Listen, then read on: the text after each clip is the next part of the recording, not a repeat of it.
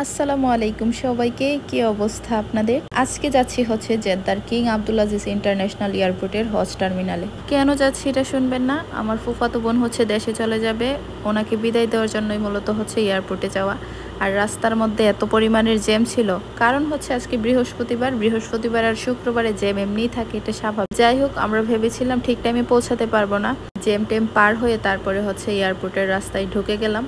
তারপর তো আর কোনো জ্যাম নেই। তবে অনেকেই জানেন না জেদ্দার কিং আব্দুল আজিজ ইন্টারন্যাশনাল এয়ারপোর্টের হজ টার্মিনাল এটা হচ্ছে পুরাতন এয়ারপোর্ট। এখানে হজের সময় অধিকাংশ হাজিরাই হচ্ছে এই রুট দিয়ে আসে, মানে এই এয়ারপোর্টটাই হচ্ছে ওরা ব্যবহার করে। যাই হোক, আমরা হচ্ছে চলে আসলাম এয়ারপোর্টের ভিতরে। তবে এখানের সিস্টেমগুলো ভালো লাগে নাই।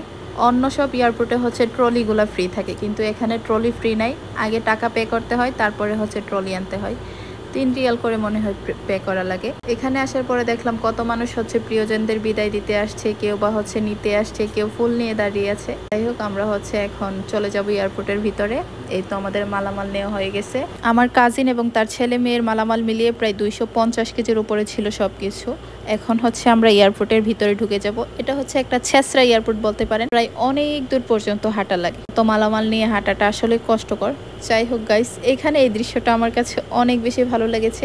এরা হচ্ছে সম্ভবত ইন্দোনেশিয়ার। দেখেন, সবার একই লাগেজ, সবার হাতে একটা একটা জমজমের পানি। সবাই হচ্ছে এখন ইমিগ্রেশনে চলে যাচ্ছে, আর আমরা এদিকে হচ্ছে ওয়েট করতেছি বিমানের জন্য। আমার কাজিনের ফ্লাইট ছিল হচ্ছে 11টা, মানে 11:30টার দিকে বিমান হচ্ছে একটু লেট করবে শুনেছিলাম। আমরা ওয়েট করতে করতে 10টা বেজে গেল। এখন হচ্ছে আমরা একজনের জন্য ওয়েট করতেছিলাম, মানে আমার কাজিনের সাথে যে বাংলাদেশে যাবে, কারণ উনি হচ্ছে বাচ্চা কাচ্চা নিয়ে পারবে না, এই জন্য সাথে আরেকজন যাবে। উনি আসার পরে হচ্ছে এখন সবাই মিলে ইমিগ্রেশনে ঢুকে যাবে, মানে আমি বাদে বাকি সবাই গিয়েছি ইমিগ্রেশনের ভিতরে। এই দেশের ইমিগ্রেশন পর্যন্ত যাওয়া যায়, এই সিস্টেমটা খুবই ভালো লাগে। যাই হোক, আমি বসে বসে হচ্ছে সবার জন্য ওয়েট করতেছিলাম। যাই হোক, সব কাজ শেষ করে এখন আমরা হচ্ছে বাসার দিকে যাচ্ছি। সবাই ভালো থাকবেন, আল্লাহ হাফেজ।